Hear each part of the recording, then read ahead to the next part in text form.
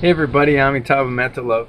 I want to make a video for you about letting go and ultimate freedom, ultimate happiness, and how to do that in a way that doesn't cause us suffering.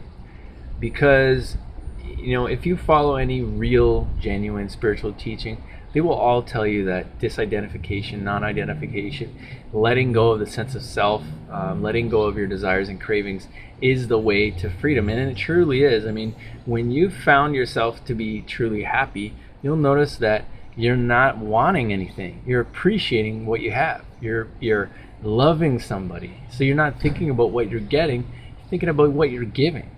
But we can start to think and see our thoughts, and we can start to see, well, I have desire in my mind, I have anger in my mind, I have sadness in my mind, and I have to let it all go. And yet we can have this heaviness and self-judgment, self-deprecation that can come along with it. I'm so stupid for having all these desires. What's the point? Why should I even bother? I have no purpose. There's no point in going on, because all my desires and all my thoughts and all my beliefs are not mine, and nothing matters, and I have to let it all go anyways. And we could think that we're like, that's the way to move forward, but it's actually moving in the opposite direction. So there is another way. Yes, all your thoughts, all your beliefs, your identity, who you think you are, all the things you want, they all must ultimately be let go. We have to function in this world, unless you're going to go become a monk or a nun. But you can even go and become a monk or a nun in an unwholesome way, and then you'll just end up disrobing, and you won't find any real benefit. The way we can do this is by stepping back. So we can look at our desires and say, oh man, I want all these things, and it's causing me to suffer, and what's the point? And it's just me being stupid wanting things.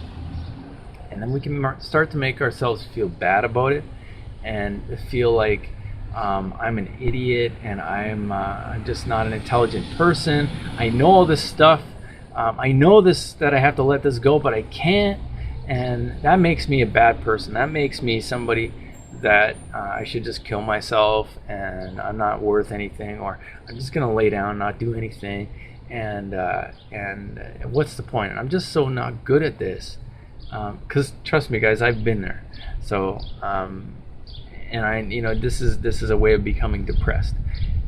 But the other way of doing it, instead of judging those things that are coming up, knowing that, because you can intellectually know something, it's like the difference between watching a movie about how to play basketball and getting a teacher and then practicing and becoming good at playing basketball. Now, you're not going to be good at it in the beginning. You're going to miss most of the shots in the beginning. But eventually you'll get one in, and you'll be like, well, look at that, I got one in.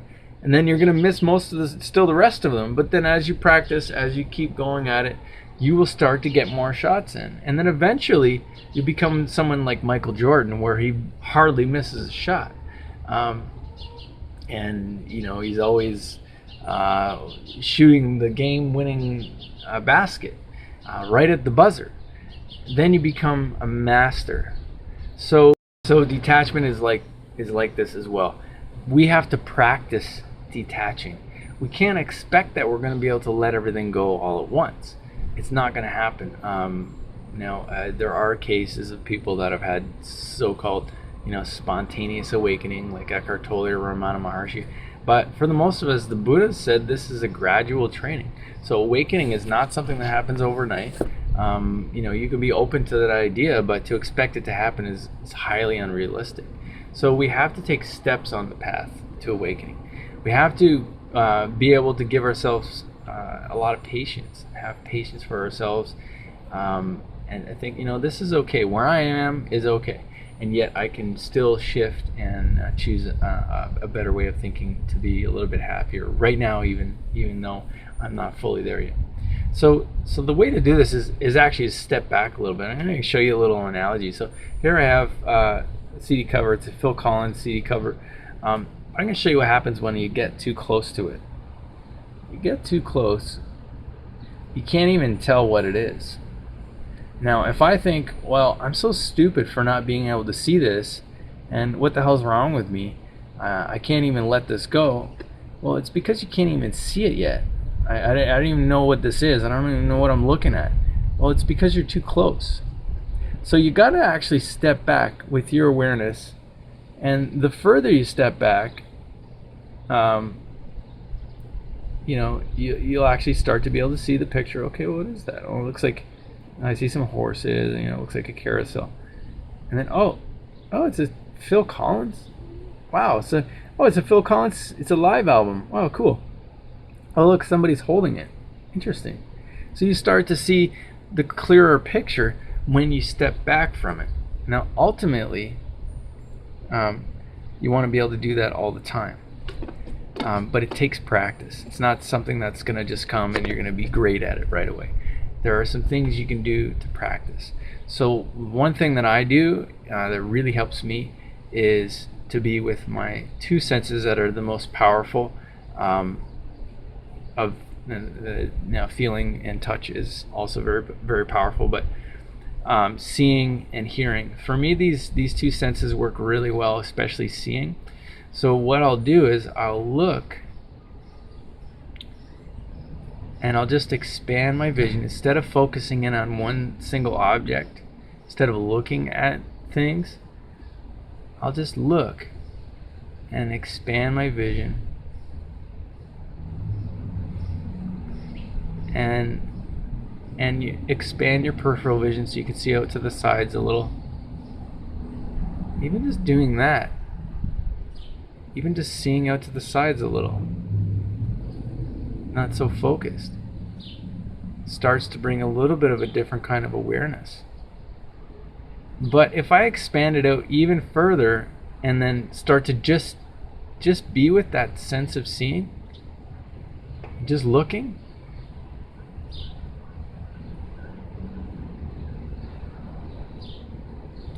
start to feel this peace and joy that arises. If you can just look, just be aware. In the Bahia Sutta, the Buddha taught a very short teaching to Bahia, who was basically bothering the Buddha while he was trying to go on alms round. And so he gave him this short teaching. And he said, in the scene, there will only be the scene. In the herd, there will only be the herd. So basically, with each sense, in the cognized, there will only be the cognized. In the felt, there will only be the felt. So it's allowing each object, each sense door, to be aware, but just to perceive in an open and detached and like a bare witnessing way. Very wide. And you'll notice it's like you just start to feel happier. And I think of it kind of like this. If you have, there's light can serve many different functions for us. Like the sun, it can light up the whole world. Or if you focus light in a narrow fashion, you can make it into a laser. And instead of it warming us and lighting us up, we can make the sun, you can put a magnifying glass and you can magnify it and actually burn things. You can make it into a laser and you could cut through the earth. I mean, if you had a big enough laser, you could literally cut through the earth. You can cut through anything with a laser because it's so concentrated. And by doing this with your vision, it's like you take away that ability to suffer because you're so concentrated on the objects. Now, there is a place for concentration in meditation, but when you're concentrated on objects as identifying with them and looking only at that one object, and that is, or that one belief, and this is who I am, and this is what I think, and I'm no good, and we're concentrating in an unwholesome way. So allowing the vision to expand in this way is like moving from being a laser, very destructive to ourselves and others, to spreading out and like a flashlight. Okay, well, flashlight It's not going to burn anybody, but you can use it to see in the dark. And then eventually you want to become like the sun, indiscriminately shining upon everything. So that's where this exercise can really help. And when you do that, everyone loves the sun. There's nobody that says, I hate the sun. In the wintertime, there's nobody that says, oh, I wish it wasn't sunny. I wish it wasn't warm out. Everybody wants to be warm. Everybody wants to see. So it's something that everyone can appreciate. And awareness is like this. When we practice living with awareness, being with our senses in a detached way, the Buddha called this guarding the 6 sense doors. There's 6 of them. There's the 5 senses and the mind. So when we can look at things like this instead of like this, it's like I can't see anything, but when I expand my vision, all of a sudden, there's so much more to experience. And it's the same way with our thoughts and beliefs. If we have very narrow beliefs, we start to judge ourselves, we start to have hatred towards ourselves. I'm no good at this. I'm only this. I'm only a bad person. I'm only a sad person. I'm only an angry person. I'm only a not worthy person. Or just having negative thoughts and no positive thoughts. It's very myopic and very closed-minded. Whereas you can spread your awareness. You can practice spreading your awareness with the vision. And you can also balance out those wholesome thoughts with the Brahma Viharas. So you can also say things like, well, hey, I want to be happy and I deserve happiness. So you can have some compassion towards yourself. I wasn't always this sad. I wasn't always this angry, or it will pass. So I can have compassion and patience and say, and some equanimity and say, I really, want to have some happiness and I deserve it. And I'm going to be patient and equanimous with what's arisen right now. These are 2 of the Brahma Viharas. And then, metta is very, very powerful, I think, at changing your state and also just shifting into this love and appreciation. And if you can't give it to yourself, give it to others. Find somebody that you have no ill will towards and say, may you be safe and happy. Have some gratitude towards them. That's appreciative joy. Oh man, I'm so grateful for this person in my life. They're so pleasant. I admire them. So you cultivate the appreciative joy. You cultivate the loving kindness. May they be safe and happy. And then, kind of spread it out a little bit, back it off a little bit more so it's not such a laser focus. So, love is okay to focus as long as it's wholesome. As long as it's not clinging and wanting that person.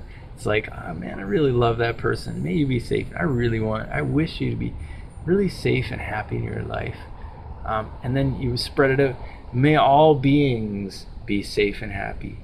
And you'll find, as you increase this goodwill towards other beings, you'll naturally start to feel goodwill within yourself. Because it's like if you eventually, if you take a glass of anything, and like this I'm drinking my green supplement. If I were to pour pure water into this, it would start overflowing. And what would happen is, you would see, it would be mostly the pure water flowing out. But some of these impurities, now these are not impurities, this is healthy food, but if it was muddy water, for example, some of that muddiness would pour out. And eventually, if you kept pouring, even if it was drop by drop by drop over thousands of years, eventually this water would become fully purified and fully wholesome. So the mind's like that also. If we keep pouring love, even if it's towards others, because it's coming from us, it will purify us. Equanimity, if we allow things to be as they are, it will purify us. Compassion, I really see the suffering in the world, and I really hope that they can be happy. Or I really see the suffering of myself, and I just want to hold myself gently and say, I really wish that I'll be happy someday, and I'm sure I will be, and I deserve that. And not in a way of it saying I'm so unhappy and this sucks. It's saying, I noticed there's some sadness and anger within me. Holding it tenderly instead of crushing it. It's like you're holding a baby instead of locking the baby in the room. If a baby's yelling, you can say, "Oh man, why don't you stop yelling? Stop screaming! Stop it! Stop!" And you put them in the room in their crib and you let them just scream and cry forever. Or you can pick the baby up and say, "Oh man, you're really suffering. I'm so sorry. I love you so much. You're so cute. I love you." And you love this baby, and so you have to love yourself in the same way. Because let's be honest, when we're upset, when we're angry, we're kind of being a little bit like a baby.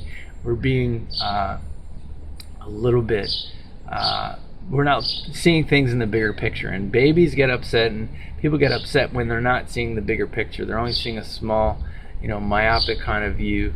They're not seeing the full picture. They're not understanding things correctly, seeing things as they are. So we have to have some compassion towards. I'm not seeing things obviously as they are, because I have been happy before and I've let things go. And I kind of think of it like, letting go is like this. I mean, we go around, we have these beliefs. This belief: I am this. I am worthy of this.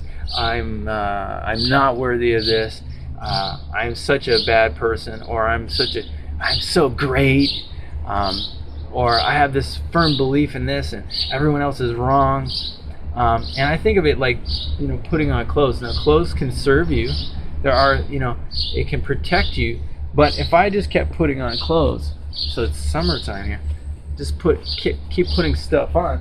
I put on some pants, I put on another hat, and now, oh man, it's not enough.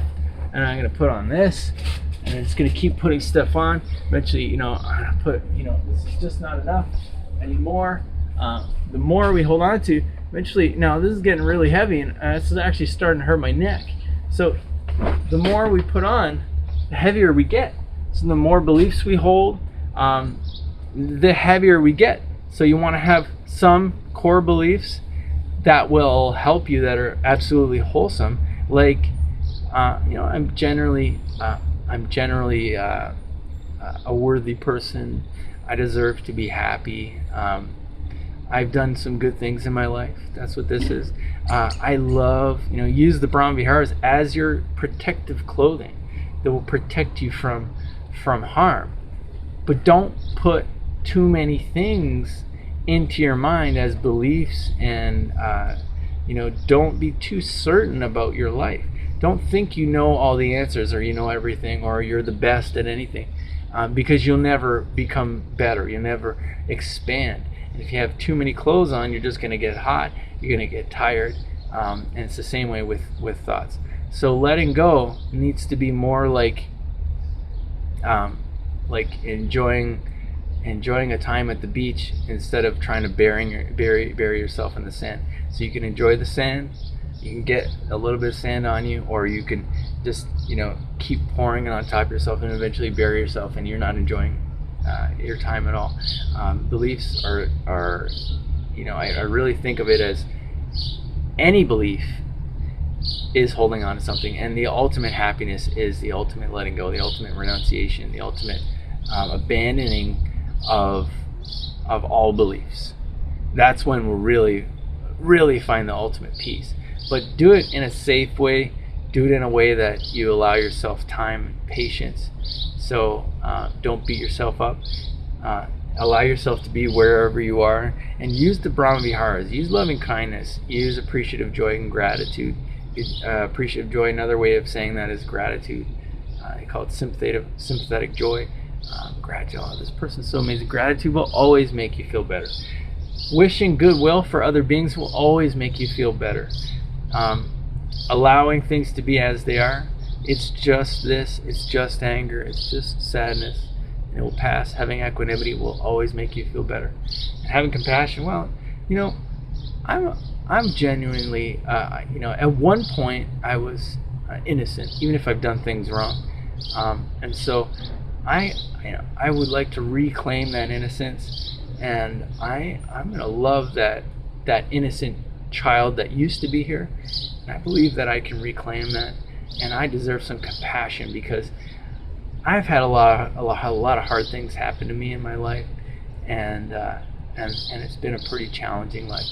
I'm not going to give up, but I'm going to say, you know what, I can give myself a break, and say, you know what, imagine you're like that baby, and hold yourself gently a little bit.